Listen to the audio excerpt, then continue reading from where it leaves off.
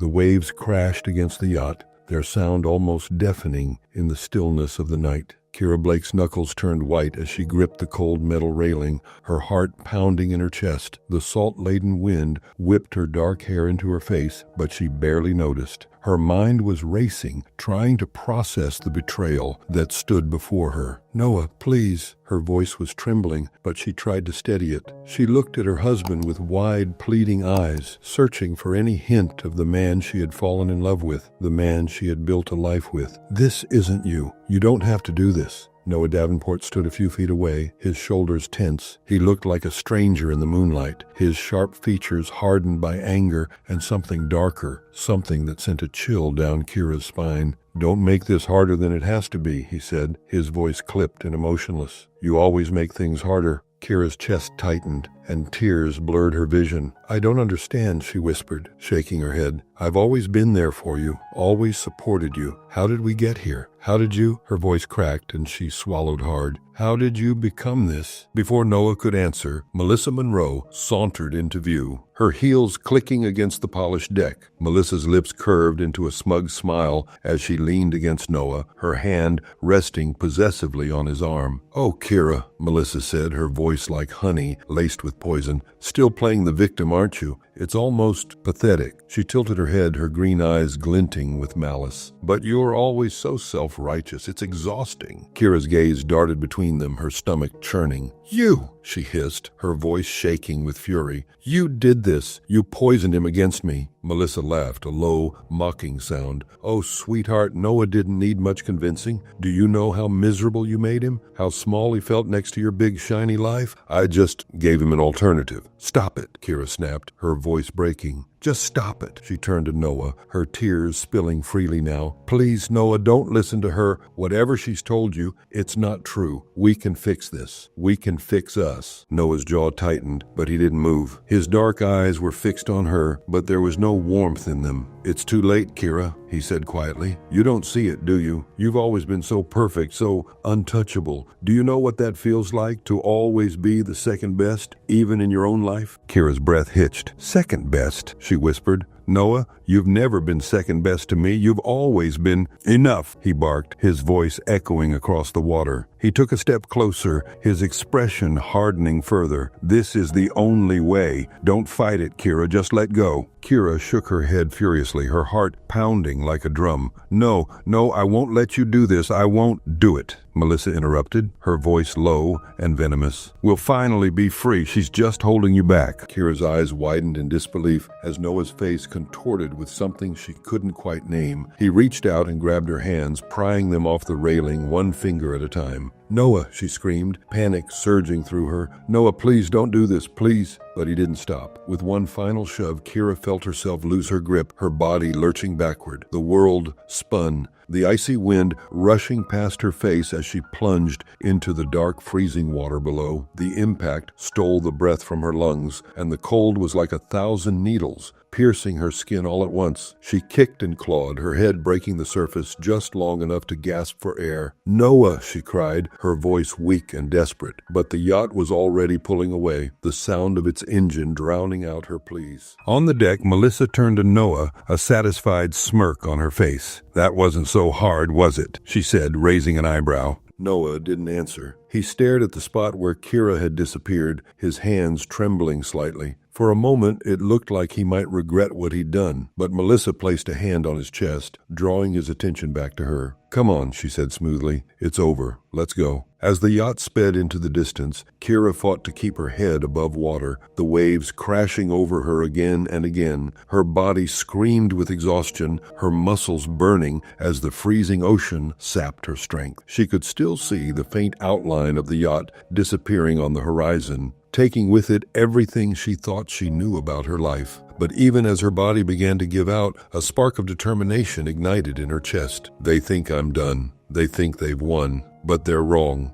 Kira Blake's journey hadn't been easy. Nothing in her life had ever been handed to her. She came from a small town where dreams were often stifled by reality, but Kira had always believed in more. Her mother, Rose, had been her first and greatest inspiration, a seamstress with an unmatched talent and a gentle heart. Kira could still picture her mother bent over the sewing machine late at night, her hands moving with practiced precision as she created beautiful dresses for women who could never afford the high-end boutique. "Your work speaks for you, Kira," her mother used to say, her soft voice carrying the wisdom of years. "If you pour your heart into something, the world will notice." That lesson had stuck with her, even after her mother passed away, leaving behind only a battered sewing kit and a collection of faded patterns. Kira carried that belief with her. It was what had driven her to take the leap and start her own clothing brand. She had started small, selling handmade dresses online and at local markets, one design at a time. Her first workshop had been her living room, her first models were her friends, and her first big break had come when a boutique owner in San Francisco took a chance on her designs. Over the years, Kira Designs had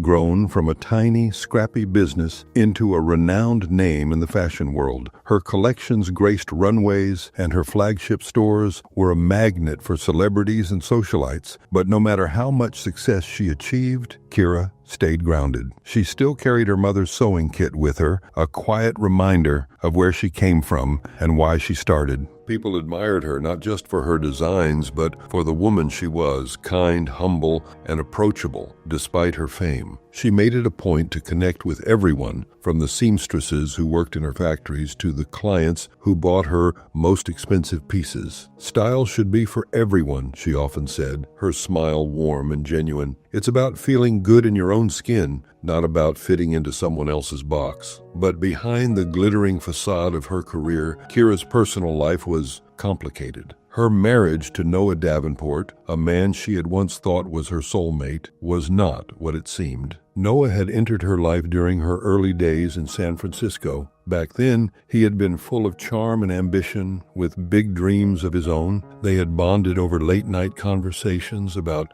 building something meaningful, over shared hopes of leaving a mark on the world. Kira had fallen for his confidence, his easy smile, and the way he made her feel like she wasn't carrying her burdens alone. For a while, they had been a team. She supported his ventures, cheering him on as he tried one business idea after another. But as Kira's career took off and Noah's ventures failed to gain traction, something had shifted. The man who once seemed so supportive now carried a simmering resentment that Kira couldn't quite understand. "I'm proud of you, you know," she'd told him one night after a long day at her workshop. She had come home to find him sitting on the couch, scrolling through his phone with a distant look on his face. "Yeah," he'd replied, not looking up. "Good for you." The tone had stung, but Kira had brushed it off. She had told herself he was just having a bad day. Everyone had bad days, but those bad days turned into weeks, then months. Noah grew colder, more distant. He started missing dinners, claiming he had meetings or plans with old friends. When they were together, he seemed distracted, his smiles forced. And yet Kira never stopped trying. She planned vacations, surprised him with gifts, and made excuses for his behavior when her friends asked about it. "He's under a lot of pressure," she'd explain, forcing a smile. "I think he just needs time." The truth was, she didn't want to admit to herself that the man she loved might no longer love her the same way. Kira had built a life on trust in her dreams, in her talent, in the people she cared about. Letting go of that trust felt like losing everything. And then there was Melissa Monroe. Melissa had entered Kira's world as a young, ambitious intern at Kira Designs. She had a sharp eye for trends and a knack for charming everyone she met. At first, Kira had taken Melissa under her wing, teaching her the ropes of the industry. "You remind me of myself," she had told her once, smiling as she watched Melissa sketch ideas on a notepad.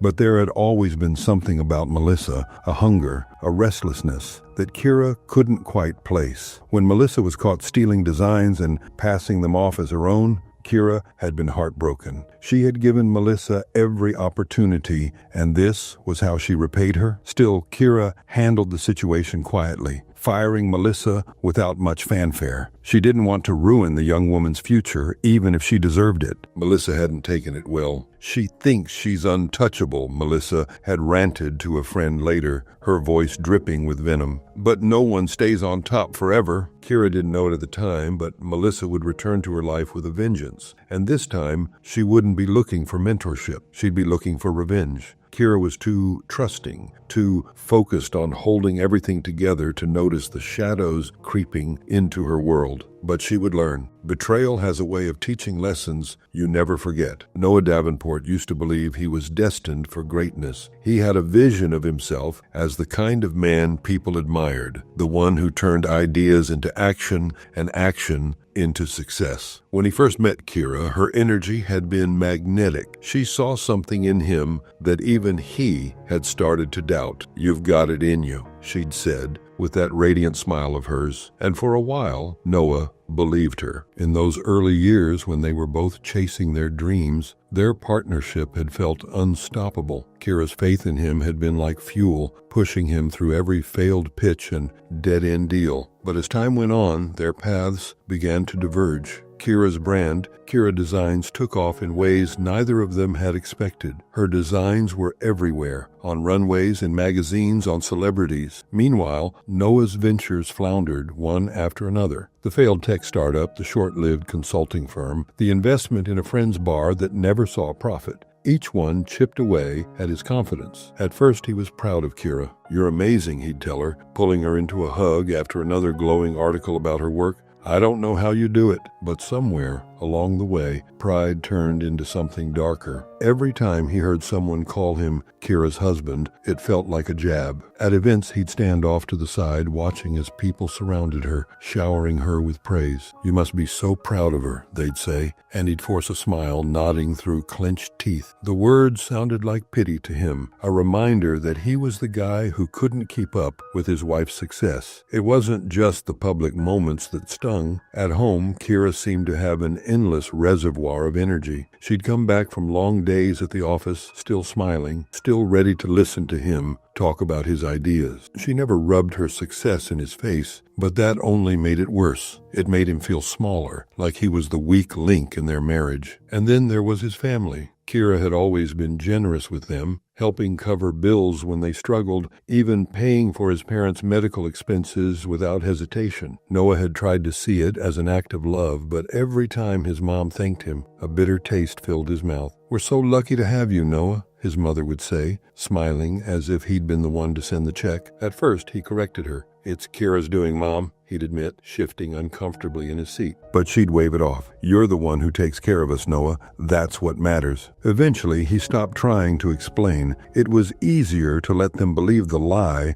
than to face their disappointment. But the guilt festered, and with it, resentment. Every dollar Kira spent on his family felt like another reminder of his failures, of the fact that he couldn't provide for them on his own. Kira, ever supportive, had tried to help him find his footing. "Why don't you manage one of my stores?" she'd suggested one evening over dinner. "It could be a good way to get back into the swing of things." Noah had hesitated, but she'd been so encouraging, so sincere, that he finally agreed. At first, he threw himself into the role, determined to prove her right. But running a store wasn't as simple as he'd imagined. There were endless reports to read, employees to manage, and numbers to crunch. When the store's profits began to dip, Noah didn't know how to fix it. Instead of asking for help, he started avoiding the problem, hoping it would resolve itself. It didn't. When Kira found out, she didn't get angry. She sat down with him, walked him through the reports, and gently offered solutions. "We'll figure this out together," she'd said, placing a reassuring hand on his. But her kindness only made him feel worse. To him, it felt like another confirmation that she didn't see him as capable. Around this time, Melissa Monroe re-entered their lives, and now she was working for a competing brand. Melissa Monroe knew exactly what she was doing. She had seen him across the room at that networking event, his shoulders slumped in a way that suggested defeat, and his eyes darting around like he was looking for an escape. It was easy to approach him, sliding into his line of sight with a practiced smile and a casual, "Noah, "Is that you? It's been forever." Her voice was smooth, laced with just the right amount of warmth that caught Noah off guard, and he blinked, his brow furrowing before recognition dawned. "Melissa?" he said, his tone cautious but polite. "Wow, yeah,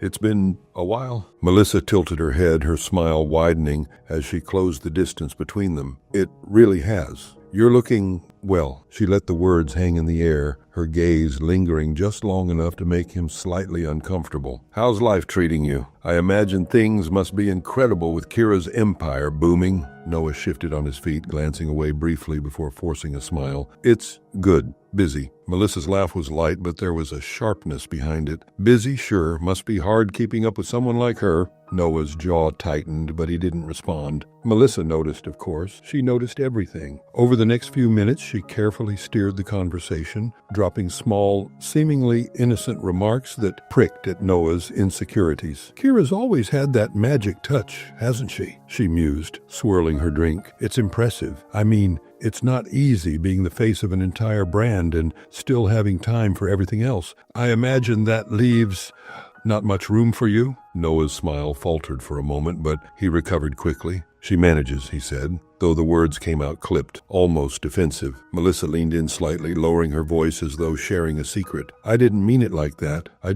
always thought you had big dreams too, Noah, and I hate to think of you feeling sidelined." That was how it started. Melissa was careful, never outright criticizing Kira, at least not at first. Instead, she framed her comments as concern for Noah, making it seem like she was the only one who truly saw him. And Noah, hungry for validation, began to open up more with each conversation. "She doesn't do it on purpose," he said one evening over drinks, after they'd started meeting regularly. "It's just she doesn't get it. What it's like to feel small, like nothing you do is ever good enough." Melissa nodded, her expression thoughtful. "That sounds exhausting, always having to play catch-up even when you're trying your best." Noah let out a bitter laugh. "Exactly. And it's not like she rubs it in. She's kind, too kind, which somehow makes it worse." Melissa reached across the table, placing her hand lightly over his. "You deserve more than that, Noah. More than just being Kira's supportive husband. You're better than that." The physical contact was brief, but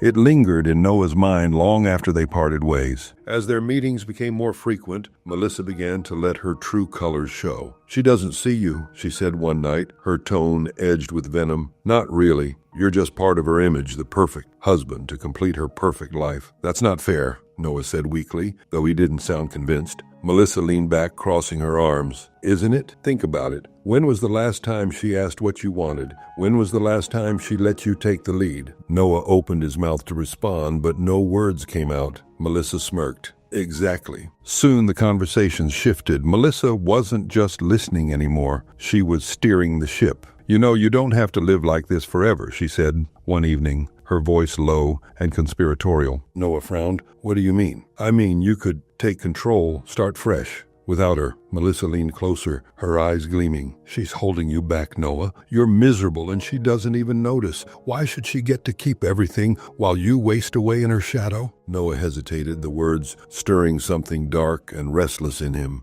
"I don't know." "You do know," Melissa pressed. "You've just been too scared to admit it." The first time Melissa mentioned getting rid of Kira, Noah had laughed, assuming she was joking, but she wasn't. "I'm serious," she'd said, her tone deadly calm. "She's in the way, Noah. You deserve to be happy, and honestly, she'd probably thank you for it if she knew how much better off you'd both be." Noah had been horrified, at least at first. "Melissa, I'm not, that's insane." "Is it?" Melissa countered, her voice soft and persuasive. "Accidents happen all the time. People move on. And you'd finally have the freedom to live your life the way you want." Days turned into weeks, and Melissa kept planting seeds of doubt and resentment. "What if her car's brakes just failed?" she suggested one day, her tone casual, as though she were discussing the weather. "It happens. Or maybe she drinks the wrong cup of coffee. I mean, she's always so busy. She wouldn't notice if someone else switched things around." Noah balked at first, but over time, Melissa's words began to feel less like wild suggestions and more like possibilities. She made it sound so simple, so logical. "We'd finally be free," she whispered one night, her hand brushing against his. "No more stress, no more pretending, just us." And Noah, drowning in his own bitterness and self-pity, began to consider it. The morning sunlight streamed into the Blake household, filling the kitchen with with a soft golden glow. The scent of freshly brewed coffee mingled with the faint aroma of jasmine from the garden just outside. Kira sat at the dining table, her laptop open as she flipped through a new collection of fabric samples. Her mind buzzed with ideas for her upcoming winter line, and she absent-mindedly reached for her coffee cup. "Good morning, ma'am," Grace said cheerfully, stepping into the room. The older woman carried a tray of fresh fruit and pastries, her sharp eyes scanning the space as she set it down. Grace had been with Kira for years, and while she was efficient and professional, she had always treated Kira more like a daughter than an employer. "Morning, Grace," Kira replied, not looking up. "You're a lifesaver, as always." Grace smiled warmly, but her gaze shifted to Noah, who stood by the counter, pouring himself a cup of coffee. He looked tense, his movements stiff. Grace noticed how his eyes flickered toward Kira's cup before darting away. Her stomach twisted with unease, but she kept her expression neutral. "Did you sleep well, Noah?" Grace asked casually, picking up a dishcloth to wipe down the counter. Noah didn't answer right away. "Yeah," he said finally, though his tone was clipped. He added a spoonful of sugar to his cup, stirring it too hard. The clinking of the spoon against the ceramic echoed in the quiet kitchen. Grace's instincts told her something wasn't right. She saw how Noah's hand trembled slightly as he lifted his cup to his lips. Her eyes flicked to Kira's cup, sitting untouched on the table. It wasn't unusual for Noah to make Kira coffee in the mornings. He'd done it countless times before, but today, something felt off. Kira reached for the cup again, her fingers brushing the handle. "This coffee smells amazing," she murmured. "I really need it today." Grace's heart raced. She moved quickly, grabbing the tray of pastries and placing it on the table, subtly blocking Kira's hand. "Oh, ma'am, I almost forgot," Grace said, her tone light and conversational. "The landscapers are working near the garage today. I'd recommend using the SUV if you're heading out. The sedan might get blocked in." Kira blinked, taken aback by the sudden comment. "The SUV?" she repeated. "I hadn't planned on going anywhere, but sure. Thanks for letting me know." Grace nodded, relief washing over her. She picked up Kira's coffee cup under the pretense of clearing the table.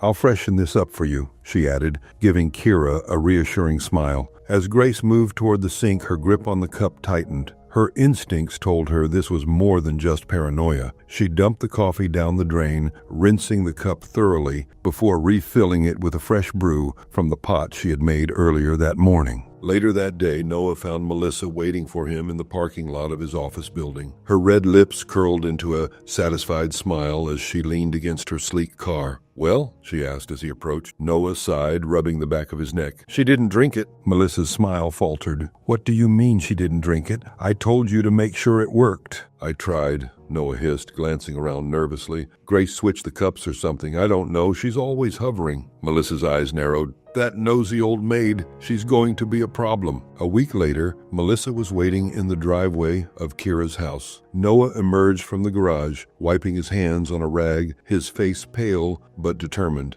"The brakes are cut," Noah said, his voice tight. "She won't see it coming." Melissa smirked. "Perfect. One less problem." Grace watched from the kitchen window, her sharp eyes following every movement. Her stomach churned as she saw Noah and Melissa exchange a knowing look before Melissa drove away. Grace's mind raced. If they were willing to go this far, what else were they capable of? When Kira came downstairs later that evening, Grace intercepted her. "Ma'am, can I suggest something?" she said, her tone casual but firm. "Of course, Grace. What is it?" Grace hesitated, choosing her words carefully. "The SUV is much more comfortable for long drives. You've mentioned that before, right? Maybe it's best to stick with it, at least for now." Kira frowned, but nodded. "Sure, I don't mind." Grace let out a quiet sigh of relief. For weeks, Grace continued to observe, documenting every suspicious conversation and action. She installed a small recording device in the kitchen after overhearing a hushed argument between Noah and Melissa. She captured snippets of their schemes,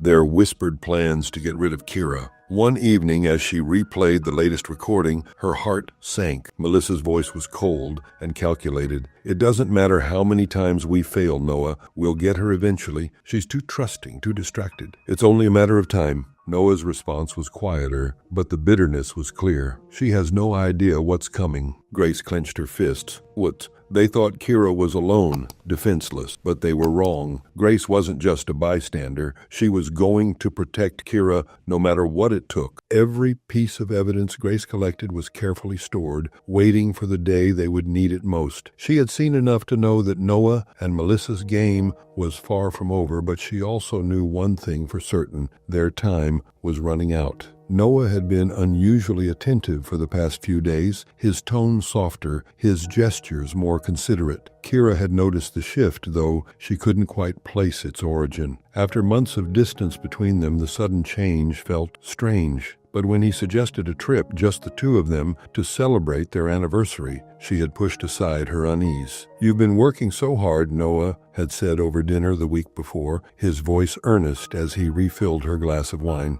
"We haven't taken time for ourselves in forever. Let's get away for a night, just us. The yacht's been sitting unused. Let's take it out, watch the sunset, have some champagne like we used to." Kira hesitated, her fork hovering above her plate. "The yacht?" she asked, raising an eyebrow. "It's been ages since we've been on that thing." Noah reached across the table, taking her hand in his. The warmth of his touch surprised her. "That's exactly why. I want to remind you of how it used to be, before work and life got so crazy. Let me do this for us." The sincerity in his voice softened her doubts. Maybe this was his way of trying to mend things. After all, they had been distant, both of them caught in the storm of her growing business and his struggles to find his footing. She gave him a small smile, squeezing his hand. "Okay, Noah. Let's do it." Unbeknownst to Kira, while she saw the trip as a chance to repair their frayed bond, Noah was silently calculating how to make sure it would be their last night together. The soft lapping of waves against the dock created a tranquil symphony as the sun dipped below the horizon, casting hues of orange and pink across the sky. The yacht, sleek and gleaming,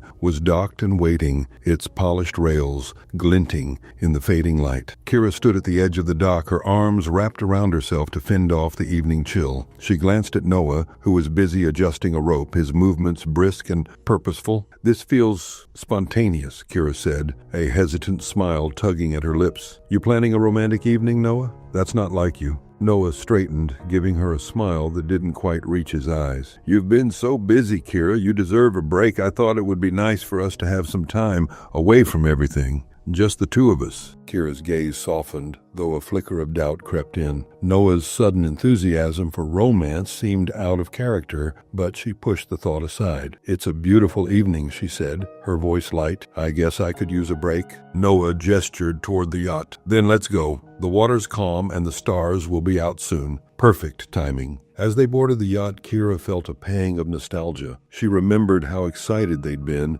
when they bought the boat, dreaming of weekends spent exploring the coast. It had been years since they'd taken it out together. She glanced around, noting the neatly arranged table set for two. Candles flickered in the evening breeze, and the faint scent of roses hung in the air. Noah had clearly put thought into this, and she felt a pang of guilt for doubting his intentions. She glanced at Noah, hoping to catch a glimpse of the man she'd fallen in love with, but his face was hard, his jaw clenched. As Noah secured the ropes, Kira thought she heard a soft noise, a thud almost imperceptible from somewhere below deck. She turned, her brow furrowing. "Did you hear that?" Noah moved quickly, stepping between her and the cabin door. "Probably just the yacht settling. Don't worry about it." He placed a hand on her shoulder, guiding her toward the table. "Sit, relax. Dinner will be ready soon." Despite his reassuring tone, Kira couldn't shake the feeling that something was off. She glanced back at the cabin door, her unease growing, but Noah poured her a glass of champagne,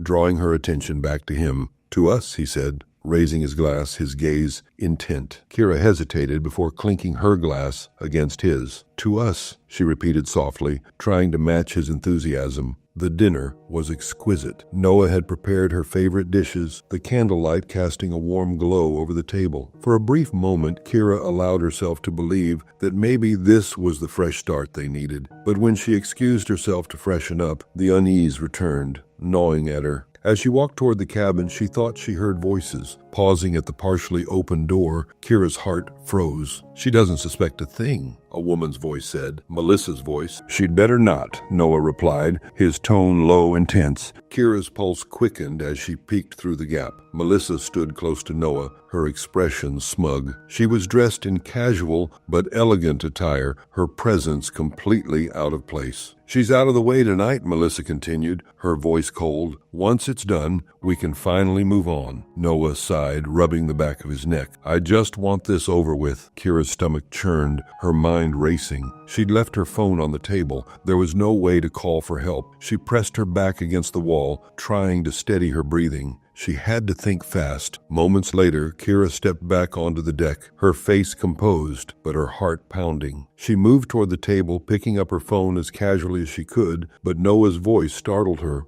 Everything okay? He asked, stepping out of the cabin, Melissa lingering behind him. Kira nodded, forcing a smile. Yeah, just needed some air. Kira sat down, her mind working frantically. She needed a plan, but before she could think of one, Melissa stepped onto the deck, her sudden appearance sending a shockwave through Kira. Melissa? Kira asked, her voice edged with disbelief. What are you doing here? Melissa smiled, a slow, calculated curve of her lips. Oh, I've been helping Noah set everything up. He wanted tonight to be perfect for you. Kira's unease boiled into anger. Perfect. What's going on here, Noah? Noah's expression hardened, and he took a step toward her. You've always been so smart, Kira. Figure it out. Kira's eyes darted between them. You're both insane, she spat, rising from her chair. Noah moved quickly, grabbing her wrist. Don't make this harder than it has to be. Melissa stepped closer, her tone dripping with malice. You always thought you were better than everyone else, didn't you? Well, guess what? Tonight you're nothing. Kira yanked her arm free, backing toward the railing. You won't get away with this, she said, her voice trembling. Melissa laughed, the sound sharp and cruel. Oh, we already have. Noah advanced, his face a mask of cold detachment. Goodbye, Kira, he muttered. Before Kira could respond, he lunged, gripping her shoulders and shoving her over the edge. Her scream pierced the night, cut short by the icy water below. The cold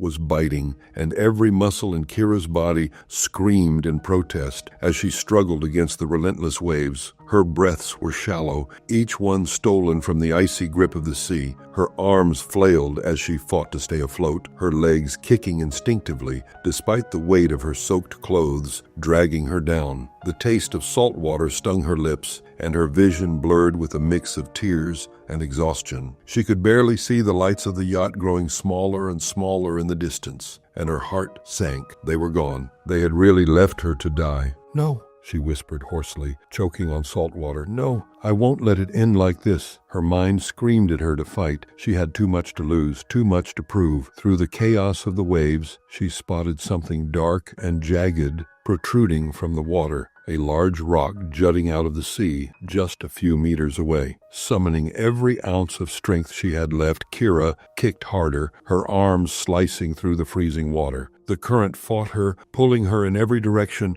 but she focused on the rock, willing herself to reach it. Her fingers scraped against the rough, wet surface, and she gripped it tightly, coughing and gasping for air. The rock was cold and slippery, but it was solid, a lifeline in the chaos. She clung to it, her chest heaving, her body trembling violently from the cold. For what felt like hours, Kira stayed there, pressed against the rock, her eyes scanning the dark horizon for any sign of hope. Her muscles ached and her soaked clothes clung to her like dead weight, but she refused to let go. She thought of Noah's face as he shoved her, Melissa's smug smirk and the life she'd fought so hard to build. A faint hum in the distance broke through the sound of the waves. Kira's heart leapt. She squinted into the darkness, and there it was, a boat, its lights cutting through the night. It was moving slowly, close enough that she might have a chance. With renewed energy, Kira pushed off the rock, forcing her arms and legs to move. Her voice was hoarse, but she screamed with everything she had. Help, please! The boat didn't stop at first, and panic clawed at her chest. She waved her arms, splashing frantically to draw attention. Over here, please! Finally, the boat's engine slowed and the spotlight swept across the water. Kira felt the beam catch her, and relief flooded through her. The boat turned, drawing closer. Hang on, a voice called out. Moments later, strong hands grabbed her, pulling her out of the freezing abyss and onto the deck. She collapsed, coughing violently as water streamed from her lips. Her rescuer knelt beside her, wrapping a thick, weathered jacket around her trembling shoulders. "You're safe now," the man said, his voice gruff but kind. His face was rugged, lined with years of hard work at sea, but his eyes were warm with concern. "What in God's name happened out there?" Kira tried to speak, but her throat felt raw,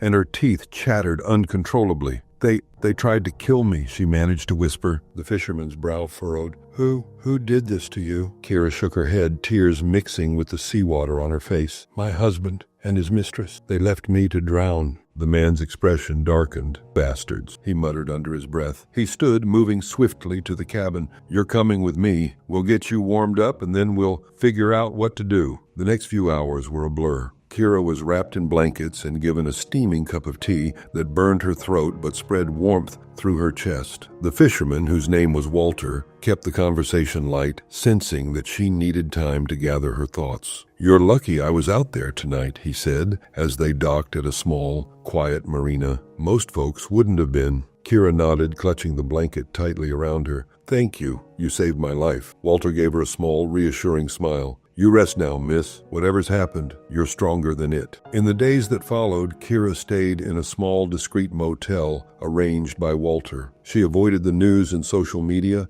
needing time to heal both physically and emotionally. Her body was bruised and battered, but her spirit, though shaken, refused to break. Every time she closed her eyes, she saw Noah's face, cold and determined, as he shoved her into the water. Melissa's smirk haunted her dreams, but instead of drowning in despair, Kira used those memories to fuel her resolve. She was alive, and they didn't know it. That gave her an advantage. A knock at the door pulled her from her thoughts one afternoon. Her heart leapt with panic, but when she peered through the peephole, relief washed over her. Grace was standing there, her expression worried but determined. "Kira," Grace exclaimed as the door opened. She pulled her into a hug, her voice trembling. "I've been so worried. I thought they'd—" "I'm okay," Kira said softly, though her voice wavered. "Thanks to you." Grace pulled back, her eyes searching Kira's face. "I couldn't stay silent, not after everything I saw. I have proof, everything they've been doing." Kira's breath caught. "Proof?" Grace nodded, pulling a small flash drive from her pocket. "I've been recording them, their conversations, their plans, even when Melissa poisoned your coffee and Noah tampered with your brakes. I couldn't let them hurt you." Kira stared at the flash drive, her hands trembling as she took it. "Grace, you risked everything for me." Grace smiled faintly. "You've done so much for me, Kira. I couldn't just stand by and watch them destroy you." The weight of Grace's words settled over Kira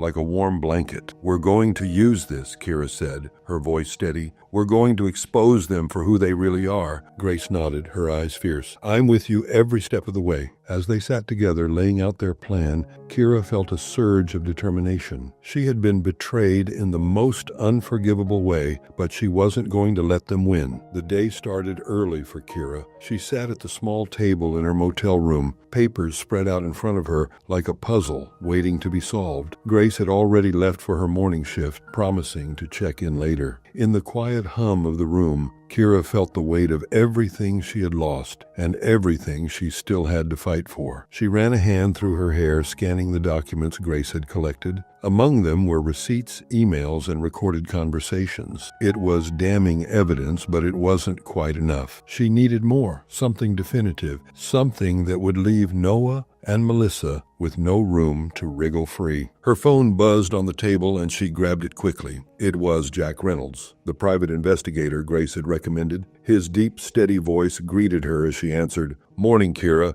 I've been digging into Noah and Melissa, and I think we've got something solid to work with." Kira leaned forward, her pulse quickening. "What did you find?" "Well," Jack started, "for starters, there's a trail of embezzlement. Your company's accounts have been drained over the last 6 months, large sums funneled into an offshore account under Melissa's name. Noah was in on it too, transferring funds from your smaller stores to cover their tracks." Kira's stomach tightened. "They were stealing from me all along." "Looks like it," Jack said grimly. "But that's not all. I also came across someone who might be holding something big, Hugo Salazar. He's got a reputation for blackmail. From what I've gathered, he has evidence against Noah and Melissa, but it's going to cost us to get it." Kira frowned. "Why hasn't he gone to the police if he has evidence?" Jack let out a dry laugh. "Hugo doesn't do anything unless there's a payday involved. He doesn't care about justice, just leverage. Kira's grip on the phone tightened. Can you set up a meeting? Already working on it, Jack replied. But I need you to be prepared. Hugo's not the kind of guy you negotiate with lightly. He's sharp, and he'll try to squeeze as much out of us as he can. Kira nodded, determination hardening her resolve. I don't care what it takes, Jack. I need that evidence. Later that evening, Jack called back with an address, an unassuming bar on the outskirts of the city. Kira arrived just before sunset, her heart pounding as she stepped out of her car. Jack was already there, waiting outside with a reassuring nod. You ready for this? He asked, his voice low. As ready as I'll ever be, Kira replied, steeling herself. Inside, the bar was dimly lit, the air heavy with the scent of stale beer and cigarette smoke. A few patrons lingered at the counter,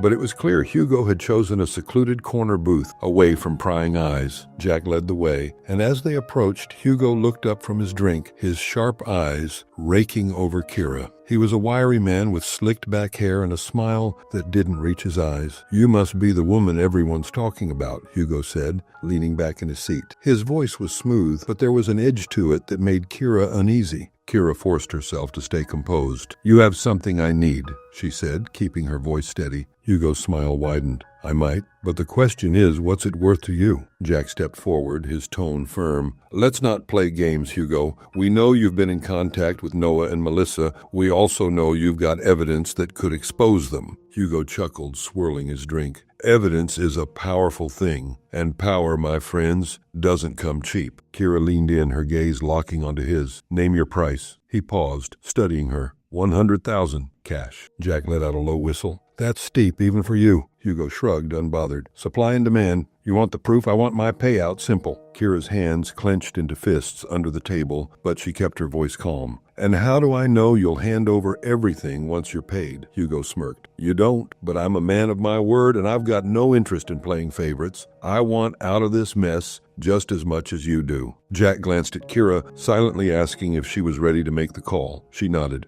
You'll get your money, she said firmly, but if you double-cross us, relax, Hugo interrupted, raising his hands in mock surrender. You'll have everything I've got. The deal was made, and the next day Jack and Kira returned with the money. True to his word, Hugo handed over a flash drive and a stack of documents. Everything's there, Hugo said, slipping the cash into a worn briefcase. Those two idiots got sloppy. Kira's heart raced as she took the drive, clutching it tightly in her hand. Thank you, she said. Hugo winked. Don't thank me, sweetheart. Just make sure they get what's coming to them. Back at the motel, Kira and Jack reviewed the files together. Audio recordings of Noah and Melissa plotting her murder, emails detailing their financial schemes, and a video of Melissa transferring stolen funds. Kira's hands trembled as she closed the laptop. This is it, she said, her voice thick with emotion. This is what we need to take them down. Jack placed a reassuring hand on her shoulder. You've got them, Kira. Now it's time to finish this. As Kira stared at the pile of evidence, a fire ignited in her chest. It was time to make them pay. The conference room at Kira Designs was a picture of sleek modernity with its polished glass walls, leather chairs, and a large screen at the far end of the room. The air buzzed with hushed conversations as board members, key investors, and select media representatives settled into their seats. This meeting had been called on short notice, and speculation about its purpose was rampant. Noah Davenport strode in with Melissa Monroe at his side. He wore his usual smug expression, a thin veil of confidence that didn't quite mask the tension in his shoulders. Melissa, dressed in a striking red suit, smirked as she scanned the room, her eyes flickering with amusement at the murmurs of uncertainty. Moments later, the room fell silent as the door opened and Kira stepped in. Heads turned and gasps rippled through the crowd. Noah froze, his blood running cold. No, it's not possible, he whispered under his breath. Melissa's smirk faltered, her hand tightening on the edge of the table. How? She hissed, her voice barely audible. Kira walked with purpose, her chin held high and her eyes blazing with determination. She reached the head of the table, turned to face the crowd, and let the silence hang for a moment. Good afternoon, Kira began, her voice steady but firm. Thank you all for being here today. I know this meeting was called unexpectedly, but what I have to share with you could not wait. She looked directly at Noah and Melissa, her gaze piercing. Some of you may have heard rumors about trouble within my company or within my life. Today I'm here to set the record straight. Melissa shifted uncomfortably in her seat, her fingers drumming on the table. Noah, on the other hand, stared at Kira, his mind racing. How was she here? They had left her for dead. Kira pressed a button on the remote in her hand, and the large screen behind her came to life. The room dimmed, and the first recording began to play.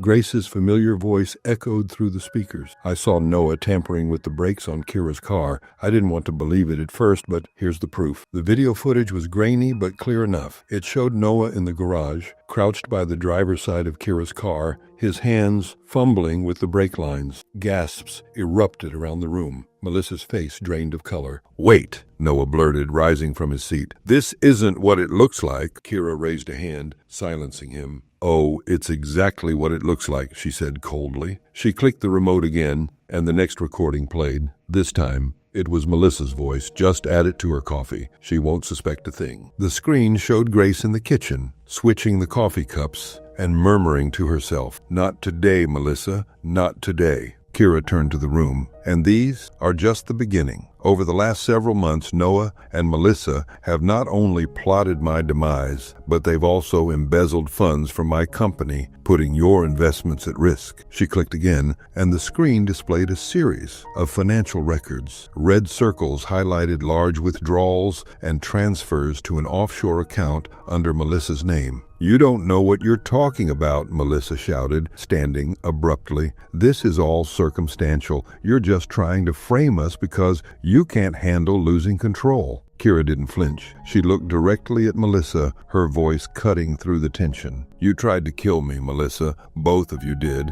and you failed. But even if I had died, you would have never won. You would have lost everything." Noah finally broke, his voice cracking as he turned on Melissa. "This was your idea. You pushed me into this. I didn't even want to go that far." Melissa whipped around, her face twisting with fury. "Are you seriously blaming me? You're the one who couldn't handle being in her shadow. You wanted her gone just as much as I did." Their argument escalated, voices overlapping as they hurled blame at each other. The room watched in stunned silence, the perfect picture of their unraveling relationship on full display. Just then, the sound of footsteps echoed through the corridor. The door swung open, and two uniformed police officers stepped inside, accompanied by Detective Harris. "Mr. Davenport, Miss Monroe," Harris announced, his voice calm but firm. "You're under arrest for conspiracy to commit murder, attempted murder, and embezzlement." Noah stumbled back, his face pale. "Wait, no, you can't do this. You don't understand." Melissa glared at him, her defiance waning as the officers approached. "This isn't over," she hissed at Kira. "You think you've won, but you haven't." Kira stepped closer, her voice low and steady. "Oh, it's over, Melissa. You'll finally face the consequences of everything you've done." As the officers led Noah and Melissa out of the room,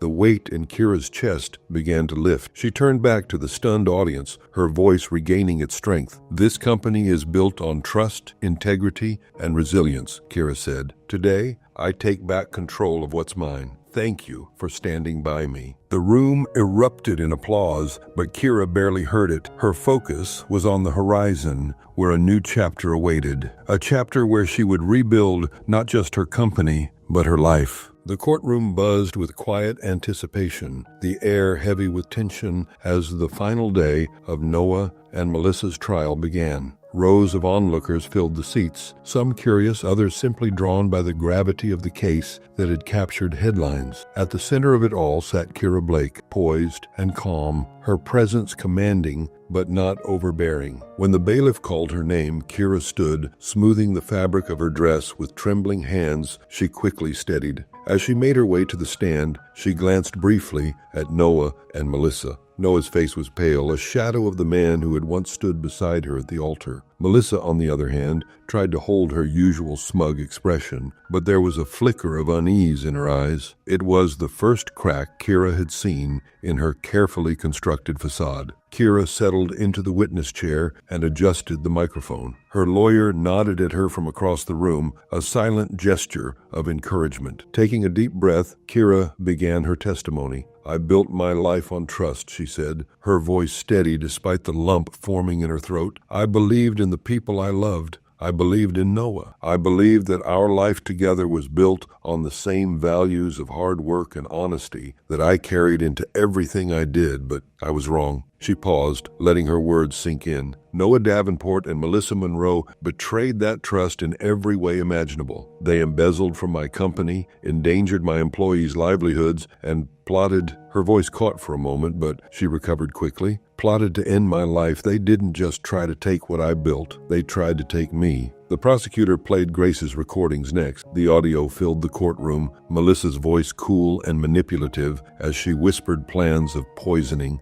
and sabotage. Noah's voice followed, more hesitant but complicit nonetheless. Gasps rippled through the audience, and Kira noticed Noah sinking lower in his chair, his shoulders hunched as if trying to disappear. When the video of the yacht incident played, Kira looked away. She couldn't bear to relive that moment, though the jury's horrified expressions confirmed the impact it had made. Melissa glared at the screen, her jaw clenched so tightly it seemed it might snap. By the time Kira finished her testimony, the courtroom was silent. The prosecutor turned to the jury. "Ladies and gentlemen, the evidence speaks for itself. This was not an accident. This was cold, calculated malice." The defense tried to spin their story. Melissa played the role of a desperate woman misled by Noah, while Noah painted himself as a man manipulated by Melissa. Their arguments unraveled quickly under cross-examination. The jury wasn't fooled. When the verdict was read, guilty on all charges, a wave of relief washed over Kira. As Noah and Melissa were led away in handcuffs, Melissa shot her a venomous glare. "You'll regret this, Kira," she spat, her voice low and sharp. Kira met her gaze, unflinching. "I already have, but you won't haunt me anymore."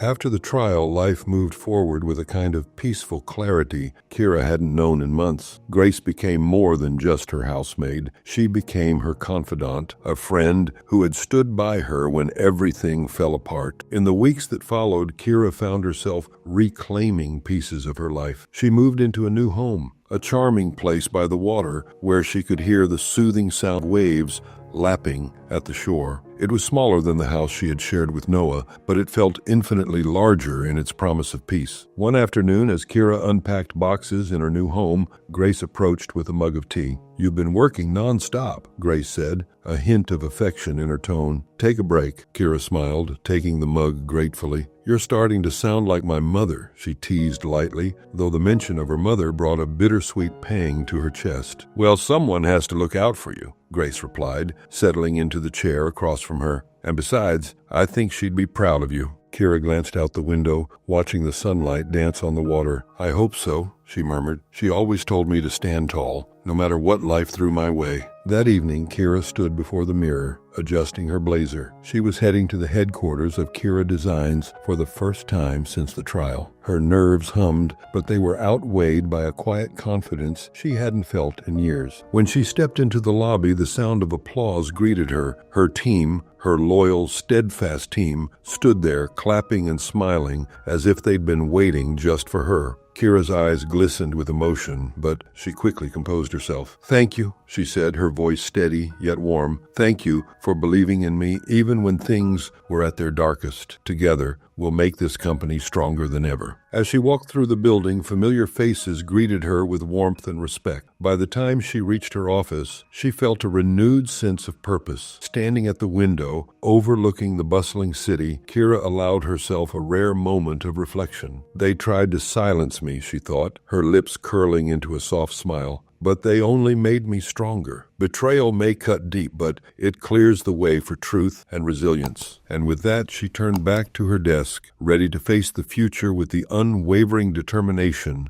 of a woman who had rebuilt herself from the ashes.